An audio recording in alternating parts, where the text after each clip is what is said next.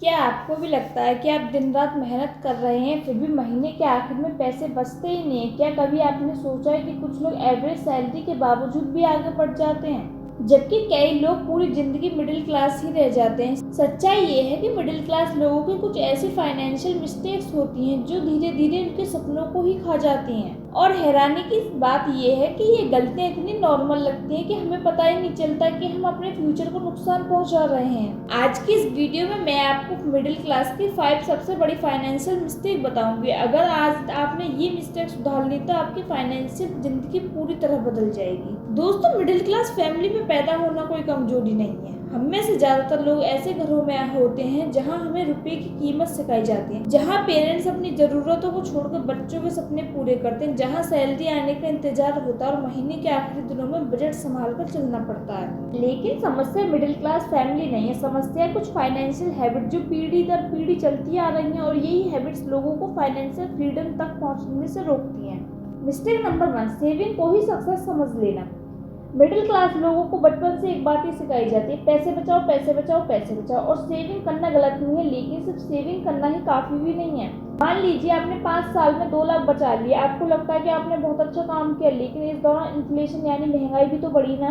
तो आज जो चीज 100 की है कुछ साल बाद 130 150 की भी हो सकती है। मतलब आपका पैसा नहीं बढ़ा बल्कि आपकी परचेसिंग पावर कम हो गई है।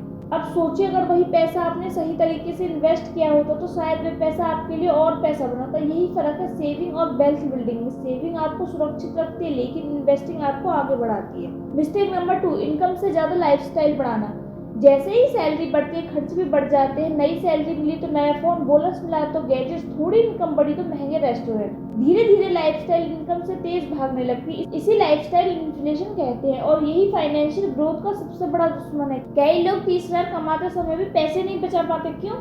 क्योंकि उनकी इनकम बढ़ी है लेकिन फाइनेंशियल डिसिप्लिन नहीं। याद रखिए, अमीर बनने का रास्ता ज्यादा कमाने से नहीं, ज्यादा बचाने और सही जगह लगाने से शुरू होता है। मिस्टेक नंबर 3, ईएमआई को नॉर्मल समझ लेना। आजकल हर चीज ईएमआई पर मिल जाती है। Phone EMI, bike EMI, laptop EMI, furniture EMI, यहाँ तक कि वैकेशन ईएमआई भी।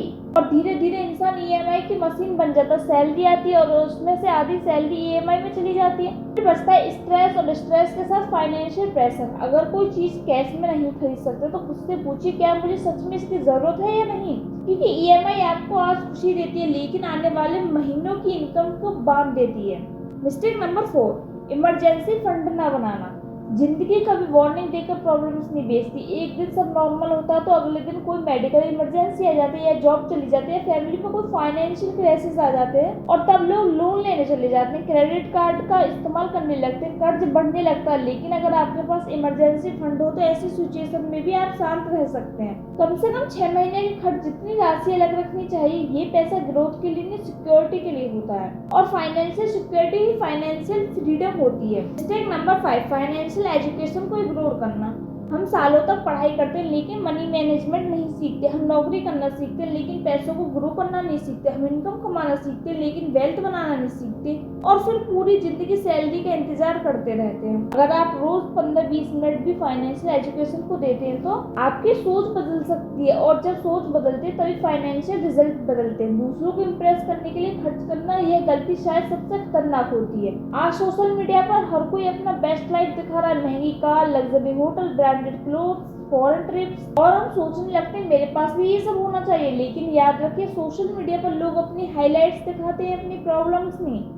कई लोग दिखाने के लिए कर्जे में जी रहे होते हैं लेकिन बाहर से सब परफेक्ट दिखता है। इसलिए अपनी फाइनेंशियल जर्नी की तुलना किसी से मत कीजिए। सोचिए, अगर आज आपको काम किए बिना 6 महीने तक घर बैठना पड़े तो क्या आपके पास पर्याप्त पैसा? अगर जवाब नहीं है तो आपकी इनकम से ज्यादा फाइनेंशियल प्लानिंग पे ध्यान देने की जरूरत है। क्योंकि फाइनेंशियल फ्रीडम सिर्फ अमीर लोगों के लिए नहीं होती, यह उन लोगों के लिए होती है जो पैसे को समझते हैं। दोस्तों, मिडिल क्लास होना आपकी पहचान हो सकती है लेकिन आपकी मंजिल नहीं। आपके पेरेंट्स ने पूरी जिंदगी मेहनत की होगी ताकि आपको बेहतर फ्यूचर मिले। अब आपकी जिम्मेदारी है कि आप वही फाइनेंशियल मिस्टेक्स ना दोहराएं। आज से फैसला कीजिए, बिना सोचे समझे खर्च नहीं करेंगे, इनकम बढ़ाने का काम करेंगे, स्किल सीखेंगे, इमरजेंसी फंड बनाएंगे, इन्वेस्टिंग सीखेंगे, फाइनेंशियल एजुकेशन को प्रायोरिटी देंगे।